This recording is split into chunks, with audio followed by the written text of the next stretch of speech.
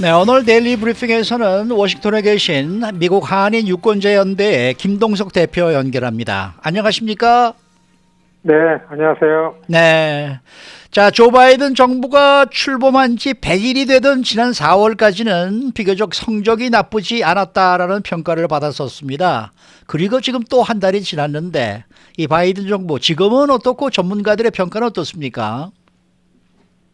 그렇습니다. 100일 때까지는 새 정부가 일을 할 수 있는 구조, 체제를 만드는 그런 평가였는데요. 네. 비교적 잘했죠. 당도 잘 추스리고 당과 백악관, 민주당과 백악관이 호흡을 잘 맞춰가지고서 결속도 되고 채비를 갖췄는데요. 네. 지금 백악관 바이든 정부 좀 초조해하고 있습니다. 사실 이 트럼프 지나면서 미국이 제자리를 찾는다, 미국이 정상을 회복한다라는 걸로 들어갔는데 제일 어려웠던 문제는 비교적 지금도 잘하고 있다. 코비드 19에 관한 관리죠. 네. 그 백신 접종 속도를 내 가지고 그래도 세계적으로 미국이 피해를 가장 많이 받았지만은 그래도 백신을 빨리 이 공급 접종해서 그 집단 면역 체계를 가장 빠르게 회복했다. 그리고 정상으로 돌아간다. 이거 하나는 지금 객관적으로 평가를 받는 건데요. 그 외에 바이든 정부가 하려고 했던 게 일단 그걸로 인해 가지고서 바닥을 치고 있는 경기 회복. 두 번째는 작년도 그 블랙 라이브스 매터 있었잖아요. 인종정의, 소셜 저스티스라는 부분. 이거 그 국정과제였고요. 그 다음에는 이제 세계의 지구촌의 기후 변화에 관한 리더십을 확보한다. 이런 것들이 국정과제였는데 그 감염병 상황을 잘 관리하고 회복하는 거에 대해서는 점수가 괜찮은데 이 나머지 경기 회복과 인종 정의 이런 부분에 있어가지고서는 지금 뚜렷한 그 성과를 못 내고 있어요. 사실 100일 지나고 만 한 달이 지났으면은 뚜렷하게 좀 성과를 보여야 되는데 그게 없기 때문에 백악관 굉장히 좀 초조해하고 있는데요. 네. 조지 플로이드 죽은 지 이제 1년 됐는데도 이 사법 체계요, 경찰 개혁 아직 이루어지지 못하고 있고 미국의 다인종 사회의 다양성을 증진시키기 위한 구체적인 정부의 시책이나 정책 같은 것들이 눈에 보이지 못하고 있고, 그다음에 아직 만연하고 있는 각 분야, 산업 분야의 불평등한 부분들, 인종적 불평등한 부분들에 관한 평가와 분석과 그리고 대안 같은 것들이 이렇게 여론화되지 않기 때문에 이런 부분도 지금 굉장히 초조해하고 있고, 더 중요한 거는요, 사실은 경제 회복을 해야만 이게 정부가 이 정상을 찾았다고 할 텐데 이 의회가 이거를 동의를 안 해줘서 사실 바이든 뉴딜이라고 할 수 있는 인프라 플랜이라는 게 있습니다. 좌플랜이라고 그러는데요. 그 아주 야심차게 2조 3천억이라는 그 예산을 풀어가지고 이 미국의 산업 체계에 갖고 있는 인프라를 다시 재건하고 복구하겠다. 일자리를 만들겠다라는 건데 이게 지금 언제 여야가 의회에서 법안이 통과돼야 되는데 합의점을 못 찾고 있고 아마 올 7월까지 이게 합의점을 찾기 어렵지 않냐 이렇게 보여지기 때문에 이게 막막하고요. 또 복지 예산, 패밀리 플랜이라 그럽니다. 이거는 이제 일하는 여성들, 그다음에 육아, 교육, 이 구체적으로 서민들의 이제 복지에 관련한 예산들인데 이거 1조 8천억 예산 세워가지고 이것도 서로 여야가 같은 자리에 앉지도 아직 못하고 있습니다. 그렇기 때문에 이런 측면을 볼 때에 바이든 정부가 지금쯤 이런 거에 관해가지고 그 성과를 좀 내기 시작해야 되는데 그 바이든 대통령이 굉장히 초조해하고 있고서 어떻게 해서든지 합의를 보라고서 아주 공화당 의원들을 아침 저녁으로 백악관으로 불러가지고서 설득하느라고서 아주 총력전을 하고 있는 그런 상황입니다. 네. 자, 이번엔 공화당 얘기 좀 해볼게요. 내년도 중간선거에 역점을 두고 공화당이 현재 선거채비에 총력을 다하고 있는데 대략 어떻게 준비가 되고 있는 건가요? 그렇죠. 워싱턴 아주 심플하게 보입니다. 두 당이 이 미국의 이 국정을 운영하고 있는데 민주당은 설명해드린 거와 마찬가지로 바이든 정부의 조기의 성과, 이를테면 올 전반기 성과를 내야만 이것에 동력을 만들어서 내년도 중간 선거에서 다수당을 확보해야 2024년 다시 재집권이라는 게 보인다 해가지고 뭐 다른 선택 없이 민주당은 바이든 정부의 국정과제를 성공시키는 걸로 가는 건데, 공화당은 이전과 마찬가지로 그 공화당의 그 오바마가 대통령 됐을 때도 이런 전략이었는데요. 오바마 대통령이 흑인 대통령이었다는 상징성 말고서는 실패한 정부, 이렇게 얘기가 많은 게 공화당이 의회에서 하나도 합의를 안 해줬습니다. 네. 지금 미치 매코넬이 그때도 그 상원 수장이었는데 똑같은 전략을 지금 쓰고 있기 때문에 의회가 지금 여야가 아무것도 합의를 봐주지 않으면서 공화당은 오직 내년도 중간선거입니다. 상하원 다수당 탈환, 이걸 가지고 그 트럼프가 백악관에서 아웃됐지만은 플로리다에 가가지고 내년도 선거 채비를 하고 있습니다. 조용히. 백악관에 있을 때 눈에 보이기나 했었지. 지금은 보이지 않으니까 참 이 여론에도 잘 안 나타나는데, 지금 모든 공화당의 선거를 이끌고 있는 케빈 메카시가 이 트럼프 지지세를 이어간다. 그래서 선거 체제의 중심에 단 트럼프나 비트럼프를 제외하고서 이를테면 트럼프의 영향력을 가지고 내년도 선거를 이기겠다라는 걸 가지고서 지금 전략적으로 이거를 유지해 나가고 있습니다.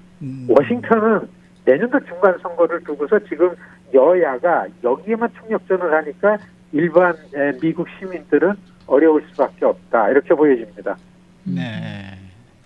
자, 이 한국의 그 문재인 대통령 그리고 조 바이든 대통령 이 정상회담이 열렸었습니다. 한국 쪽에서는 뭐 대체적으로 아주 성공적이다 뭐 이런 식으로 지금 언론에서 보도를 하고 있는데, 이 미국 정부의 반응은 어떻고 또 워싱턴의 평가는 어떻습니까? 그렇죠. 그 한미 정상회담, 한국 쪽에서 볼 때 성공적이었다라고 하는 거는 틀린 얘기 아니다, 이렇게 봐도 맞을 것 같아요. 그런데 이제 이 미주 동포 사이에서 그동안 뭐 수도 없이 많은 그 미국의 정부가 바뀔 때마다, 한국의 또 권력이 바뀔 때마다 워싱턴에서 정상회담이 반복해서 치러졌는데, 그거를 계속해서 저도 뭐 한 20여 년 이상 여기에 집중해서 봤는데, 이번 정상회담만큼 미국의 필요치가 더 컸던 정상회담이다. 그러니까 이제까지는 미국에 관해서는 한국이 미국과 관계를 맞추느라고 와가지고서 미국 눈치를 보고 미국 정부의 모든 걸 맞추느라고 했던 정상회담이었다고 보면은, 처음으로 이번 정상회담이 한국이 필요했다, 미국이 한국이 필요했다. 사실 백악관이 이 정상회담을 할 만큼 자신감이 없었습니다. 코비드-19 때문에요. 네. 고령의 대통령이 감염될까봐 이 백악관 문을 꽉꽉 걸어 잠그고 있다가 그 4월 말경에 들어서 가지고서 비로소 그 정상으로 들어왔다는 평가를 하면서, 문재인 대통령이 워싱턴 오기 일주일 전에 기억나시겠지만은 바이든 대통령이 이제 마스크 벗자 선언을 했습니다. 네. 그래도 백악관은 누구를 들여보내지 오게 하지 않으려고서 모든 방침을 세웠는데, 이 미국의 모든 정책을 놓고 볼 때 한국과의 정상회담은 치러야 되겠다. 그래서 1년 반 만에 코로나 상황을 맞은 다음 백악관이 처음으로 문을 활짝 열고 한 행사가 바로 지난달 22일 있었던 한미 정상회담이었었습니다. 그래서 미국이 드디어 이제 정상적으로 전 세계 리더십을 일정에 맞게 치러 나갈 수 있겠다, 이런 걸 선언한 거고요. 그 다음에는 그 미국 쪽에서 한국이 필요한 거는, 이 전 세계에서 미국이 왕따를 당했는데 이 동맹을 복원해야 되겠는데, 이게 생각만큼 잘 안 됐습니다. 동북아시아, 중국 겨냥해서는 한국이 대단히 중요하죠.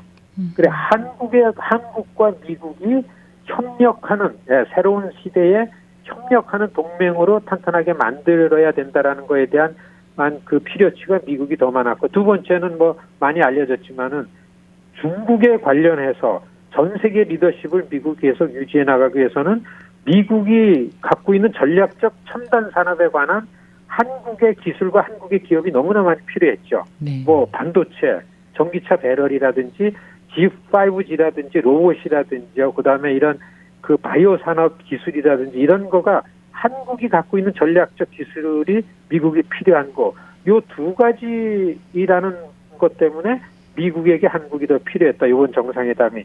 그다음에 이 정상회담이 굉장히 생각보다 잘 됐습니다. 바이든 대통령과 문재인 대통령 개인적인 신뢰와 유대 관계가 생각 이상으로 잘 맺어졌다. 그래서 정상회담 끝난 다음에 이 트위터에 되게 바이든 대통령은 인색했었는데 3번이나 바이든 계정에 트윗도 올리고 일주일 지난 다음에 문재인 대통령하고서 회담한 동영상까지 올리고 이렇게 됐다라는 게 뒷얘기가 나올 때는 백악관과 워싱턴의 한미 정상회담에 관한 미국 쪽 반응도 나쁘지 않고 또 한국과 한국의 뿌리를 갖고 있는 미주에 있는 한인들이 생각할 때도 이번에 정상회담은 그래도 미국과 한국이 우리로서는 뭐 이게 시집과 친정이라고 비교해도 되죠.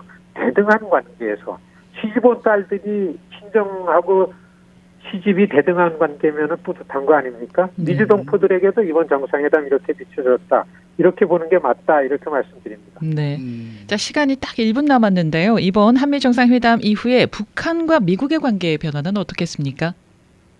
이 부분에 있어서 한국에서도 굉장히 성과라고 하는 게 맞습니다. 왜냐하면은 남북 관계를 돌파를 해야 되는데 1년 임기 남은 문재인 정부가 이번에 미국에 요구한 게 트럼프와 김정은 회담, 이게 한반도 냉전이 없어지고서 한반도 평화 프로세스, 이 평화 체제로 가는 거에 대해서 미국이 어느 정도 동의를 받았습니다.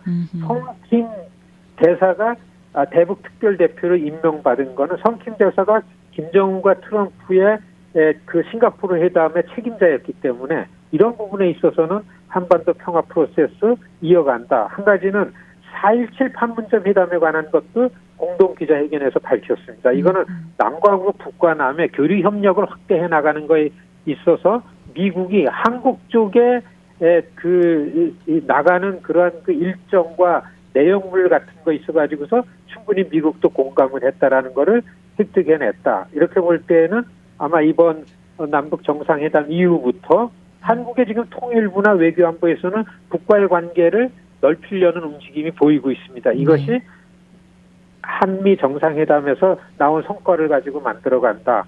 여기에 좀 기대를 하고 있고 앞으로 주목해야 될 부분이다. 이렇게 보는 게 맞습니다. 네. 자, 오늘 말씀 잘 들었습니다. 네, 고맙습니다. 네, 지금까지 미국 한인 유권자 연대 김동석 대표와 함께했습니다.